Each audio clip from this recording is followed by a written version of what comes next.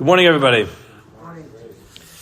We begin today's Daf Yud Gimel in Mesechus Bava Metzia. We begin by thanking all of our sponsors. We thank the TORAH sponsors for the month of Adar Sheni, the Schwarzbaum Family for sponsoring all the Shurim. We thank them for sponsoring all the Shurim in the memory of Aharon Schwarzbaum. In memory of Aharon Schwarzbaum, Aharon Yosef ben Meir, Meir's neshama have an aliyah. We also thank Leah Sol for sponsoring all the Shurim of this month in the zechus of her daughter Ilana bas Esther's successful surgery and complete refuah sheleima, and for a safe return of all of our hostages. We also thank Maia Hoffman for sponsoring all the Shurim and all the drashas of this month in memory of her father Reuven ben Emanuel, and in the merit of hatzlacha, health, and joy for all of her family, Shulamit, Avram, Mariasha Tzivia, Barak Raphael, and TORAH. We also thank Yoel Sara Kelman for sponsoring all the Shurim in the honor of the birth of their son, and in memory of Staff Sergeant David Sassoon, Hashem Yikam Dama, who was only 21 years old. He was killed fighting in Gaza on March 6th. We also thank Ira and Miriam Grossman for sponsoring the Week of Learning in celebration of their first anniversary of making an aliyah. We also thank Ari and Shoshana Lerner for sponsoring today's Daf Yomi in honor of the wedding of Menachem and Avigail Sheen last night in Eretz Yisrael. Mazel tov Menachem. We also dedicate our Daf Yomi this morning in the memory of a fallen soldier, Sergeant First Class Michael Gal. Today's Daf is Daf Yud Gimel in Mesechus Bava Metzia. We are going to just quickly review the Mishnah from yesterday. The Mishnah, I know the Rav started the Mishnah yesterday, but we have to review it because it is going to be the subject of today's entire Daf. So we have to make sure, remember what the Mishnah says, and we will pick up from where the Rav left off. So the Mishnah described a person who finds a shtarchov. A shtarchov is a document that affirms that a person borrowed money. So he finds this shtarchov, and the Mishnah presented two different opinions. In the opinion of Rabbi Meir, who was the first opinion in the Mishnah, it depends what type of document this is. It depends if it's a document that includes a lien on the properties that he sold, then he says don't give it back, because if you give it back to the lender, or you give it back to the Beis Din, what's going to happen is they're going to collect the money, and that's going to cause those who purchased properties from the borrower to lose money. Therefore, if it has such a stipulation in this document that allows the creditor to go ahead and collect the value of the loan from those who purchased property from the borrower, then you're going to make these buyers who bought these properties with this lien on it lose money. Therefore, he says if the document has such a stipulation in it, you can return it. If not, he says don't worry about it, you can give it back, and it's going to be the borrower's problem. The Chachamim said, Ben kach u ben kach lo yachzer. Don't give it back. Why? Because ultimately the Beis Din is going to be able to collect from it. We're not going to really get to the Chachamim's opinion in such great detail. That's going to come up on tomorrow's Daf. But ultimately the opinion of the Chachamim is whether or not the document has a clear stipulation in it that says that you can collect money from properties that were sold. In other words, whether or not there is clear indication in this document that there's a lien on these properties makes no difference, because if it doesn't have it, we just assume it to be a printing mistake. Because whenever a person borrows money, ultimately what happens is they are using their assets to back up that loan. So if it's not included in the document, it makes no difference. We'll still go back to people who bought properties, because if you bought property from somebody who owes money, then there is a lien on that property, and whether it says it clearly in the document or not is irrelevant, but that's not going to be today's Amud. The Gemara asked the question. The Gemara wanted to know, when we're talking about this document, are we talking about a case where the borrower agrees that this loan is actually legitimate, or is it talking about a case where the borrower denies that the loan is legitimate? Let's just start from the Gemara. The Maia Skina. What are we talking about? Ilema, if you would like to suggest that our case is talking about where the one who borrowed the money is modeh, where he agrees that he actually owes the money, so then who cares about the fact that this loan actually has a lien on properties that he sold? Hamodeh makes no difference. The reality is the reality. The reality is he borrowed money. The reality is when he borrowed the money, he put a lien on his property. yes, he may have sold those properties, but the person who bought the properties bought property with a lien on it. That's why you hire a title company. You want to make sure that you don't have any liens on the property. So now you bought property with a lien on it. That's the risk. The risk just is you might lose your property. So what's the big deal? Why can't you give it back? All you're doing is returning a lost document to its owner. What does this have to do with you? So Gemara says, and if it's the other way around, if the borrower does not agree that it's a legitimate loan, okay, so what is the relevance of the fact that there's a lien on his properties? All right, fine, so you won't go back to those who bought the properties, but if you return the document to the one who lent the money to the lender, he's going to collect the money from the borrower. But the borrower claims the whole loan is not legitimate. So why are you giving it back? The Gemara says, La'olam kishachayev moda. So let's keep this in mind. In today's Amud, we're going to deal with a bunch of different variables. I want to try to present them to you in the most clear way, like this is going to make a lot of sense. There is the discussion of whether or not the borrower agrees that the loan is legitimate. That's going to be a discussion. Right now, what we're establishing is la'olam kishachayev moda. That's variable number one. Does the borrower agree that the loan is legitimate? Then we're going to be discussing the lien on the properties, and we're also going to bring in the concept of pirayon v'kinunya. Pirayon v'kinunya really means that a person paid back the loan. In other words, the loan is legitimate. He borrowed money, but he also paid back the loan. We'll get to this later, but what happens? Since he paid back the loan, we suspect that he held onto the document to create some kind of sophisticated scam. How does the scam work? So let's just play out the case. Reuven borrows $10,000 from Shimon. Okay? In the document that he has, he writes, I borrowed $10,000 from you. I, Reuven, borrowed $10,000 from Shimon. And all my property is going to be on lien to this loan. Okay? Now, 6 months later, he pays back the loan. He pays the $10,000 back to Shimon. Now, Shimon gives the contract back to Reuven and says, Reuven, here you go. Thank you so much for paying it up. Here's the contract. Like this, I won't be able to collect the second time. Reuven holds onto the document, puts it into his drawer, and he says, you know what? I'm going to sneak this contract back to you, and then I'm going to claim that I didn't pay. And what you're going to do is, you're going to go to the people who bought property for me during those 6 months, and you're going to say, listen, the loan is up, he didn't pay back, and therefore you bought property with a lien, you'll collect the money from that property, and then we'll make a deal. We'll split it. Okay? That's one of the things we're worried about in today's daf. So let's now go through the case. The Gemara goes as follows.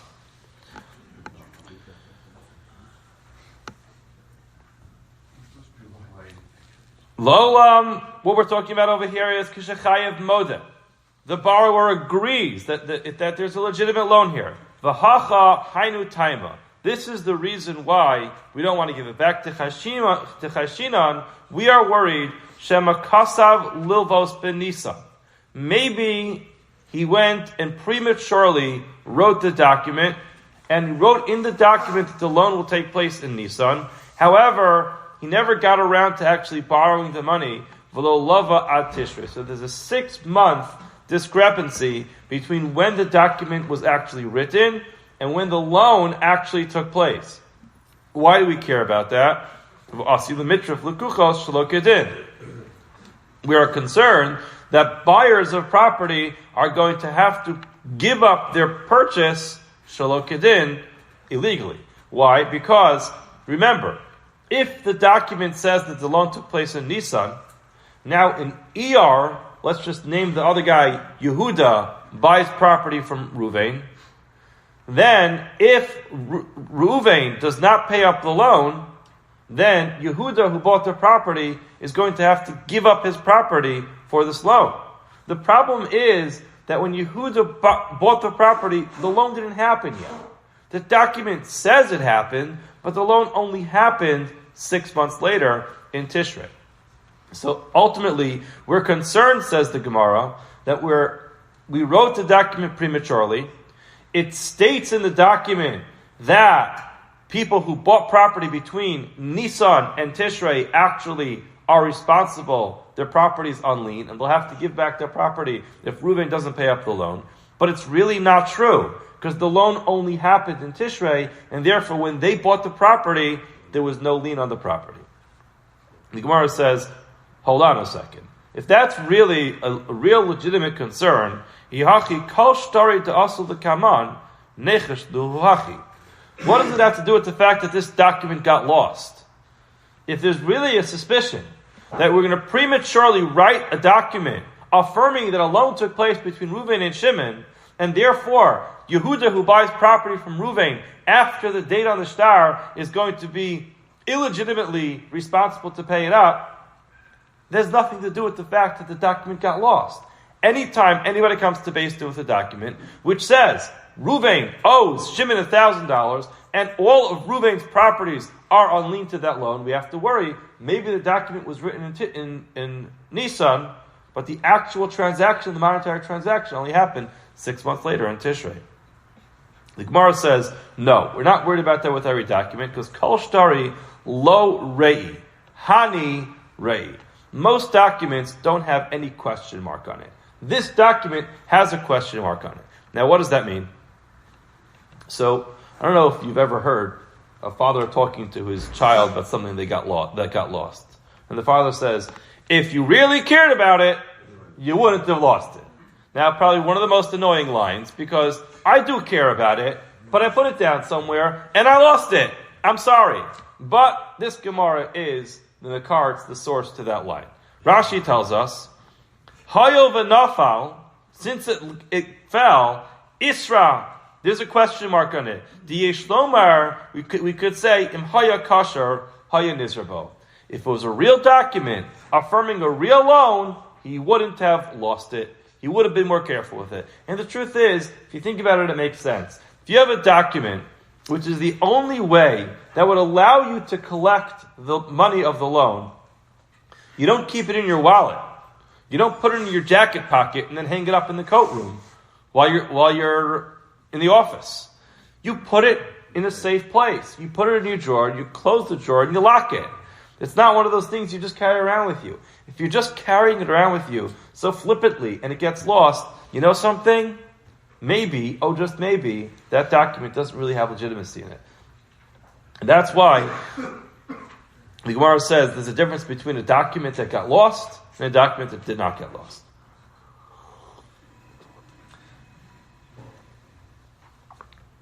So now the Gemara says, let's look at this Mishnah. It says, Kos bin shtar lelova, you're allowed to write a document for a lova, afal pisha ein mal ve'imo, even though the lender is not there. And you can do this lechatchila, no problem.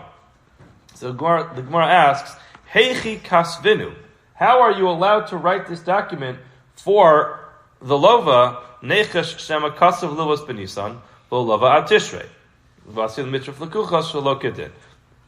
The Gemara says, if this is really a significant chashash, that this is a real worry that we have, if we're suspicious that people are writing documents before the actual loan takes place, how is it that when a borrower walks into Beis Din, or approaches the sofer, he says, you know something, can you do me a favor? My name is Reuven. I would like you to write a document saying that I, Reuven, owe $10,000. I borrowed $10,000 from Shimon.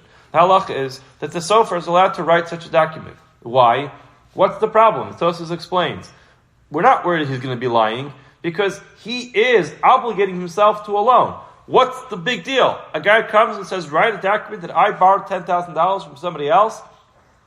He made a request. He wants such a document. What are we worried about? Now, the truth is, we have a lot to worry about because if we are writing a document affirming that a loan took place between Reuven and Shimon, and that document is going to allow all properties from today that belong to Reuven to be used as a collection against that loan. Hold on a second. We didn't see any malv over here. We didn't see a creditor. We didn't see anybody lend any money. Maybe the loan won't happen for another 6 months, and the document written today is going to allow all sales from today up until 6 months from now to be used to back up that loan, and that's not fair. Those who are buying the properties today have nothing to do with that loan. So the Gemara says, Rav Asi, top of Yigimel Amud Aleph, Bishtari Hakna, Tahashabed Nafshe. What we're talking about in that case is the case that we allow a person to write a document affirming a loan, even though the malva is not there, is talking about a case where Bishtari Hakna, where the borrower already wrote in the document that all of his properties are going to back up this loan from today. So essentially, person puts a lien on his own properties. You're allowed to do that. It's not a smart thing to do, but you can do that. So if you have a loan that's going to happen between you and a friend, there's trust there. So even though the loan didn't actually happen, Reuven, the borrower, is allowed to write a document that says, all of my property from today is going to be on lien to back up the loan that I'm taking from Shimon for $10,000. You're allowed to do that. Now, if that's the case, if a person buys that property a month later, they're the one who made a mistake. Why? Because they bought property that was already on lien. Even though the loan didn't take place, there's a document that puts those properties on lien, and therefore they should have heard about it. Generally, the understanding of this is that whenever there's a document that puts properties on lien, people know about it. It's one of those things where the word gets out. Today we have title companies that are able to research these things. But again, even in the times of the Gemara, there was some type of rumors that went out. People heard about the fact that a person's property is on lien, and therefore it's not your responsibility as a buyer to research whether the loan happened, just research whether there's a lien. And if there's a lien, and in this case there is, because it's a shtari hakna, he actually clearly said all my properties are on lien. In such a case, it wouldn't be a problem. And that's where a lova, a borrower, is allowed to have a document written to back up a loan, even though it didn't happen yet. The Gemara says, okay, if that's the case, ihachi masnisan, our Mishnah de Katani, which says, M'yesh ben achrayis nechasim, lo yachzir, according to Rabbi Meir, if the document actually has a lien on property, don't give it back. Vukimna, we explained that it's talking about kashachayev moda, that the borrower affirms, he agrees that he owes the money. Umishum shema kasav livos benisan velo lava ad tishrei. What's the worry? What are we worried about? We're worried that he wrote the document prematurely, and therefore we're going to illegitimately take property from the buyers in order to back up that loan. Vasi l'mitrav l'kuchosh l'kedin, we're going to take property away from the buyers illegally. Now hold on. Amai lo yachzir. Why would you not give it back? Nechsi, let's take a look. Ibishtar hakna hashabed le'nafshi. If this is a document where he put all his properties in the document as a backup to the loan, and he placed a lien on his properties even prematurely, well, you know what? He put a lien on his properties, and he did that prematurely, and you bought those properties. That's your problem. Hashabed le'nafshi. Ibishtar de lo akna, if it's talking about a document where he did not prematurely put a lien on his properties, leka lemechash. We have nothing to worry about. You know why? This document would never be written. In other words, you have to put all these things together.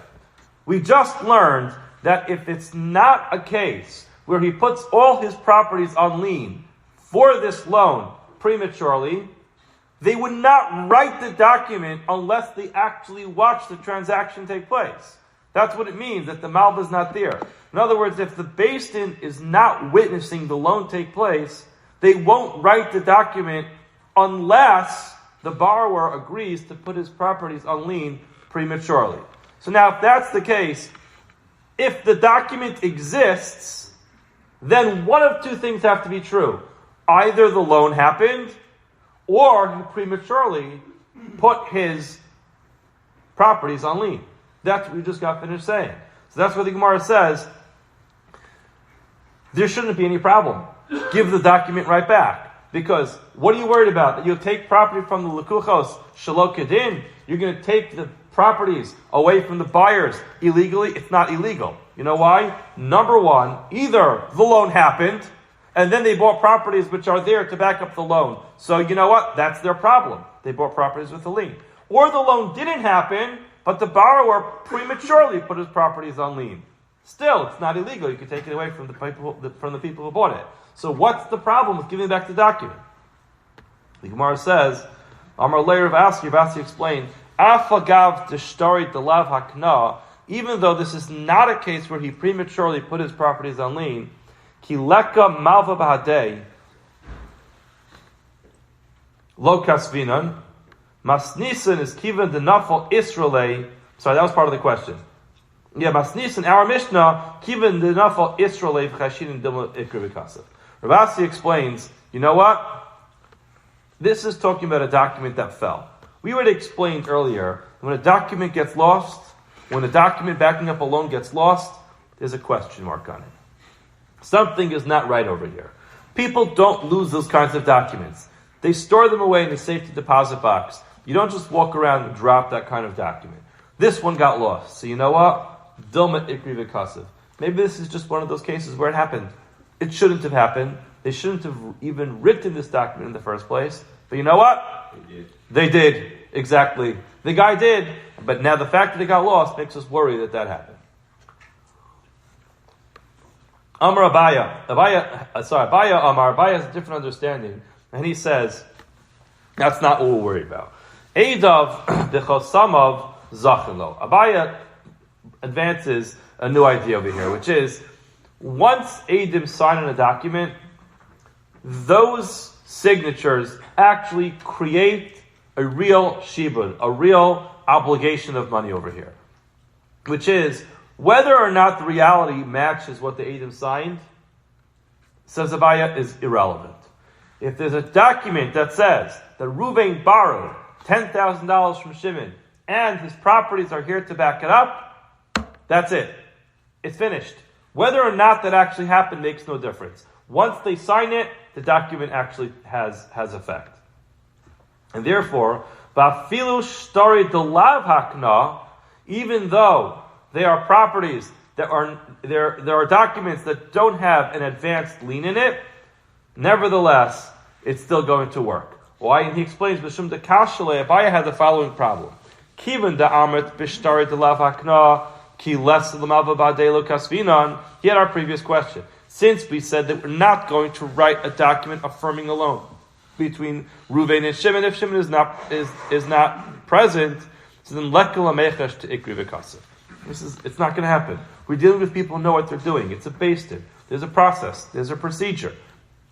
You want to get a document written that's going to affirm a loan between Reuven the borrower and Shimon the lender? Guess what? Shimon's going to have to show up. We're not going to have a case of oversight where the based-in writes the document anyway. Therefore, Abaya explains that it's possible that the document was written early, but still, once the Eidim sign, that creates a real lien, and it creates a real shibud, and everything is ready to go. The Gemara says if that's the case, that once Eidim sign, even if the reality doesn't match what they sign, that it creates the obligation anyway. Hold on a second. It says in the Mishnah, a person finds a divorce document, an emancipation document for an eved, daitiki. That's a document that's written. This daitiki is actually an acronym. What it means is it's a document that's written for a shchivmara, for a person who's on his deathbed and he wants to allocate his assets to other people, or matana, a document for a healthy person who writes a gift note, or a veshover or a receipt. You find any one of these things, harezel lo yachzir, don't return it. Why? Shema ksuvim hayu, maybe they were actually written, v'nimlach alayim. The person changed his mind. So again, maybe the person wrote a divorce document, said, you know what? I don't have to do this. We can go to marriage counseling. We can work this one out. Or he writes an emancipation document for his Zevi. He's like, you know what? Actually, wasn't in a good mood yesterday when I wrote this document. I was going to free my Eved, but I'm not in a good mood today. So he changed his mind. Or any one of these things with a gift. Shchivmar wants to give a gift, he changes his mind. Or a healthy person wants to give a gift, he changes his mind. Any one of these cases. Or a shover, a person wrote an advanced receipt on a loan, then never got paid back, so he's changed his mind. So therefore, you find these documents, don't return them, because it's not certain that these documents are really true. Maybe they were written in advance, and they were never actually actualized. Now hold on a second. Ma'avi, who cares that he changed his mind? Abaye just told us, V'ha'amrit, Abaye, you said, Eidav b'chosam of zachin lo. Once the document is written, and it's signed by two witnesses, it's done. Who cares if you change your mind afterwards? The Gemara says you're misunderstanding this. Hanimili, when does the Abaye say that the signature of the witnesses creates the obligation regardless of whether the reality matches that? Hanimili heiche kamatu liyadeh. That's only true if the document actually was transferred from one person to the next. If the document never made it into the hands of the recipient, then lo armina, we don't say that the witnesses' signatures will create that obligation. Okay. Ela masnisin. Now to go back to our Mishnah. Masnisin, the Katani, our Mishnah, which says, Matzah shtarichov. Person finds a loan document. Im yesh ben achrayis nechasim, it depends. If there is a lien on properties, lo yachzir, don't give it back. Vukimna, we explained right away at the beginning of our Gemara, Kishachayev Moda, that the love of the borrower agrees that he borrowed the money. And then, why are we not giving it back? Mishum, Shema Kasav Livos ben Nisan. We're worried that they wrote the document in Nisan, Velo Lava at Tishrei, but in reality, he did not actually lend the money until Tishrei. So now, Bishlam Rabasi, according to Rav Asi at the top of our Amud, everything is fine.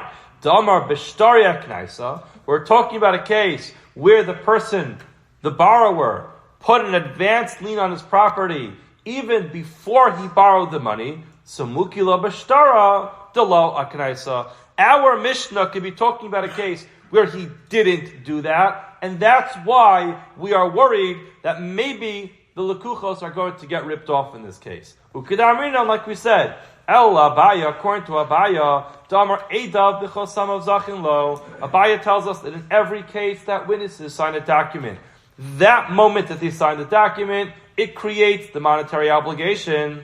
Michael and Meir. What are we worried about in our Mishnah? Again, getting back to our Mishnah, Meir says if there's a document that actually has a lien on it, don't give it back. Why not? Because that's going to give the Beis Din the ability to collect money from the buyers of the property who bought the properties with a lien on it. According to Abaya, what's the problem? You're worried that they wrote the document in advance? Okay. When you write a document in advance, it creates a legitimate monetary obligation. So these people who bought the properties that have a lien on it.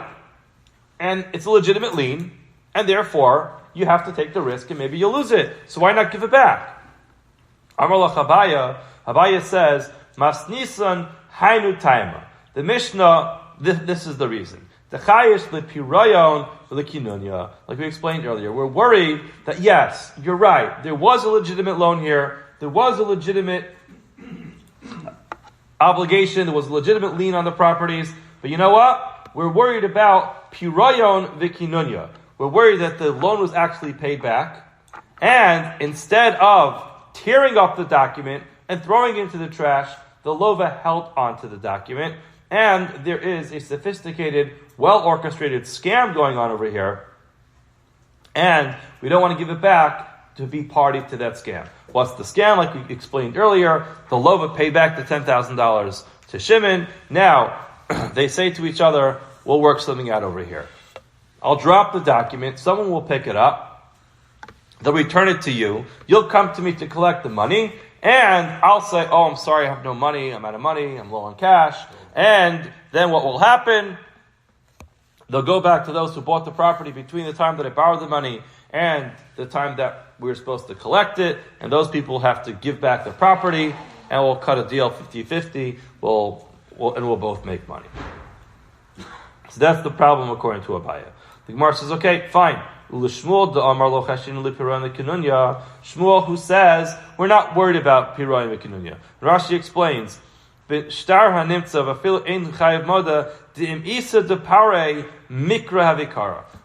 says, we're not worried about this. You know why? Because the normal reaction of normal people is, once you pay back a loan, you tear up the document. Having a document in your possession that says that you owe someone $10,000 is never good. And therefore Shmuel says, normal people always rip up the document as soon as they pay it up, and therefore we're not worried that the document is still here and that there's some kind of scam going on. So according to Shmuel, so according to Shmuel, what are we worried about in our Mishnah? Again, if we're talking about a case where the borrower agrees that the loan happened, and once witnesses sign the document, the loan is legitimate, and the lien is legitimate. So then why can't you give the document back to the Beis Din or to the creditor? What are we worried about? That I'll collect money from the people who bought the properties? Go ahead. Collect the money from them. You're entitled to it. What's the problem? What are you worried about? Maybe there's some kind of scam going on here? Shmuel's not worried about these scams. So the Gemara goes on and explains. If Shmuel would follow the opinion of Rav Asi, in other words, he follows the opinion of Asi that you'll only write a document for a borrower if the borrower puts an advanced lien on all his properties. So he could say, our Mishnah was talking about a case where that didn't happen, and therefore we're worried about it. If he holds like a Baya, that we're not going to worry about such a document of a hakna. Rather, the Amar Edav b'chasam of Zachin lo, Michael and Meir. What's the problem in our Mishnah? Gemara says Shmuel mukim masnisin kishein chayiv moda. The Gemara says we understood all the way up until now. This entire daf is talking about where the borrower agrees that he borrowed the money. Shmuel will just say our Mishnah is talking about a case where the borrower says it's not true. Lahadam lo haya dvar miyolam. I never borrowed this money. I don't know what this document is talking about in the first place. You found the document that I owe someone $10,000? I'm sorry. I never borrow that kind of money from people. This document is just a forgery. So the Gemara says, Yihachi, if that's the case, if our Mishnah is talking about a case where the borrower denies ever borrowing money, so then why is it that Rabbi Meir differentiates between whether or not the document has a lien in it? If there is no lien in that document, why would we return it? You're right, granted, we won't collect the money from possessions that are on lien and were sold. He'll still go back to the guy, to Reuven, who is the borrower, and take money from him. But he denies that the loan ever happened. So why would we give it back? The Gemara says, Shmuel Taimei, the Amar Shmuel, Omar Hayir of Meir, Shtarchov Shein Ba'achrais Nechasim, Ein Gova, Lomim Mishabdi, V'lomim Nechari. The reason why I give it back is because Shmuel follows the opinion. He's of the opinion that if a document does not have a lien in it, it can't be used. His opinion is a document that does not have a lien in it cannot be used to collect anything, not from the buyers and not from the alleged lender. So the Gemara says, okay, if that's the case, if you can't use this document to collect any money, what's the point in returning the document? The document is worthless. You can't collect any money from it. Amar Rabbi Nassan Bar Oshia says, Lotzer al pitzluchiso. You're right, you can't use this document to collect money, but again, it's a piece of paper.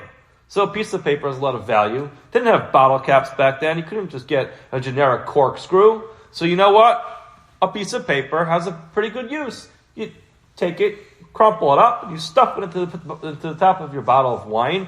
Like this, your wine will stay fresh. So therefore, the question is, who owns the piece of paper? Maybe you could use it as a place marker or anything else. The question just is, this is not your piece of paper. You found a piece of paper on the floor. Who owns the piece of paper? So the Gemara says, okay, if that's the case, so then, if we're giving it back to the lender like this, he could stuff up, or he could stuff up his bottles. Why are you choosing to give it back to the Malva just because his name is on it? Give it back to the one who borrowed the money. He also might have to close up his bottles. The Gemara says, what? Love? You give the document back to the borrower? Love? Who? Top of Yigim Omid Beis. He's the one who said he never borrowed the money. So if he didn't borrow the money, why would you get this document? The whole thing is a forgery. In other words, the only relevant person in this case is the malva, is the lender. He's the only one who really admits that the document has anything to do with it. Now, he can't use that document to collect money from Reuven. Why? Because the Beis Din is not going to accept it, because this document is missing some of the key elements, which is that it has a lien on property. And therefore, we will not allow him to collect money with it. But again, the value of the paper, you can give it back to the malva. You can't use it to collect money, but he could stuff up his bottles. Amar Rabbi Elazar. Rabbi Elazar says, so now the Gemara is going to go through two different opinions of what our Mishnah is talking about. The machlokes in our Mishnah is b'she'ein.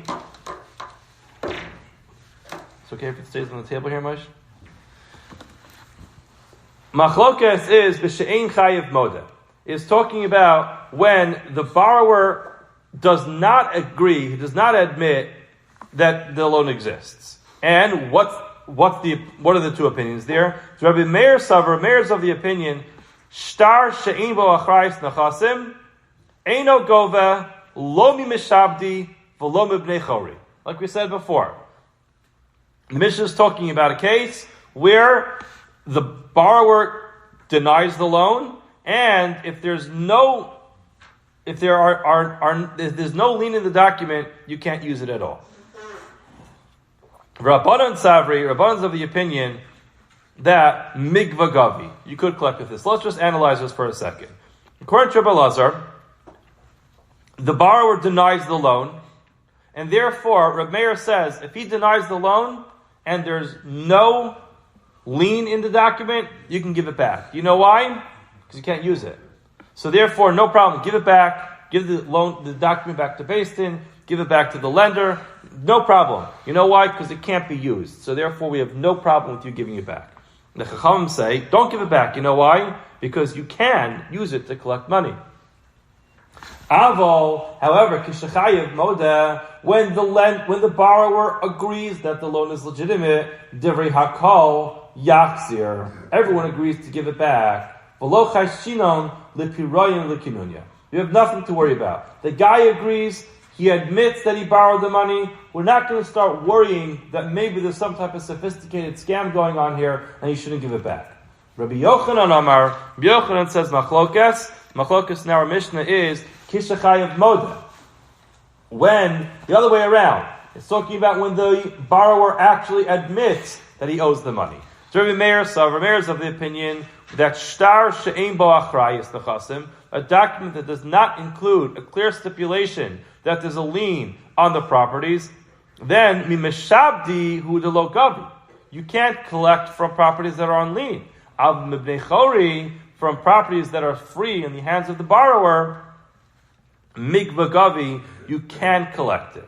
And therefore, he says it depends. In other words, that's exactly how our Mishnah lines up. Meir says, and if there's achrayis nechasim, then you could collect from nechasim meshubadim. But if there's no achrayis, then you can't collect from properties on lien, but you can collect from regular properties that the lender has. Rabbanan of the opinion, mishab dinami lo gavi, you can't collect from anything, and therefore you can give it back. When the borrower denies the whole loan, everybody agrees, lo yachzer, don't give it back. Why? We are concerned that maybe the loan was paid back.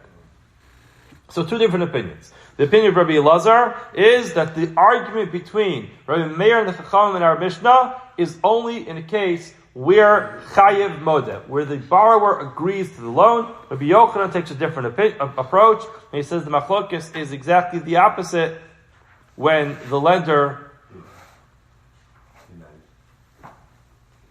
Sorry, I'm not sure what I just said a minute ago. Let's just say it again. According to Rabbi Elazar, it's only b'she'ein chayiv moda. According to Rabbi Elazar, the only machlokes in the Mishnah is when the borrower denies it. That's the case. According to Rabbi Elazar, the machlokes in the Mishnah is when the borrower denies the loan. According to Rabbi Yochanan, it's when the borrower affirms the loan. Okay? And we're worried about a case of piroyin where you paid it back.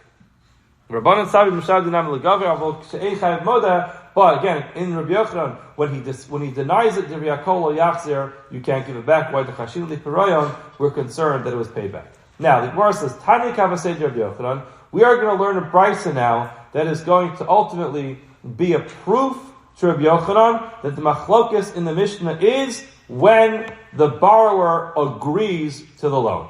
V'tiyufta Rabbi Elazar. It's going to be a refutation against the opinion of Rabbi Elazar. Bechada on one point. V'tiyufta de Shmuel. It's going to be a refutation of Shmuel. Remember, Shmuel is the one who told us that we're not worried about a case of a scam. Betarti, there'll be two proofs against it. Now, what's the case? The brisa that we're going to be working off says as follows: Matzah shtari chov. A person finds loan documents, v'yesh ben achrayis nechasim, and those documents have a stipulation that they can collect money from properties that are on lien. Af al pisha shnei modim, even though very clearly, af al pisha shnei modim. Both the creditor and the debtor, the lender and the borrower, agree that it's legitimate. Lo yachzir. Don't return it. Lo lazeh, v'lo lazeh. Don't give it to either one of them. Ein ben achrayis nechasim. If it's a case where there is no properties on lien, bizman shalo v'modeh, in a time when the borrower agrees that he took out the loan. Yachzir l'malva. Give it back to the creditor. If he denies it, if the borrower says it's not true, I never borrowed this. Lo yachzer lo lazeh v'lo lazeh. Don't give it back to either one of them. Divri Rabbi Meir. Those are the words of Rabbi Meir. Why? Shaya Rabbi Meir. Rabbi Meir says, "Shtar sheyesh ben achrayis nechasim." A document that has the achrayis nechasim. In other words, it means it has a lien in it. Gova min nechasim mishubadim. If it does not have a lien in it, you can collect from free properties, but not properties that were sold. Now, Chachamim disagree and say, whether or not it has that stipulation in it, you can collect from properties that were sold. So now that's clear, exactly what Rabbi Yochanan said. This lines up perfectly with the opinion of Rabbi Yochanan. So therefore, Tiyufta Rabbi Elazar b'chada. The Gemara is going to explain why this is going to be a refutation against Rabbi Elazar in one point. Why? The Amar LeRabbi Meir, he said, according to Rabbi Meir, Shtar she'ein bo achrayis nechasim. According to him, according to Rabbi Elazar, Rabbi Meir is of the opinion that a document that does not have achrayis nechasim, does not have a lien in it, Eino gova minachas mishubadim, can't be used to collect from properties that were sold. V'lo minachas necharim, not either from properties that are free. That's what Rabbi Elazar says at the top of our Amud. The problem is v'ka'amar bein l'Rabbi Meir, bein l'Rabbanan, lo chayshin l'kinunya. We're not worried about some type of shtick.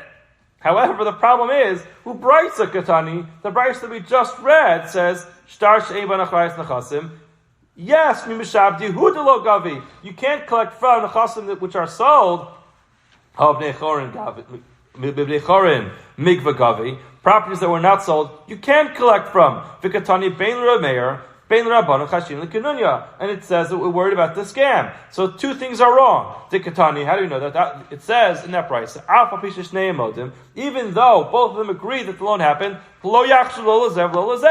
you can't give it back. Why can't you give it back? Alma, we see that we're worried about kinunya. So we see two problems with Rabbi Elazar. First of all, the problem of whether you could collect from free properties when it doesn't have the achrayis in it. And second of all, it seems like we're worried about this kinunya.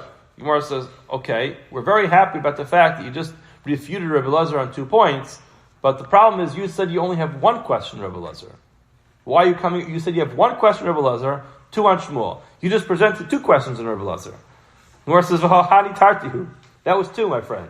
You presented you only having 1, and now you asked 2. Gemara says, no. Top of Yudalad on Aleph. Chadahu, it's really 1, the chad tamhu.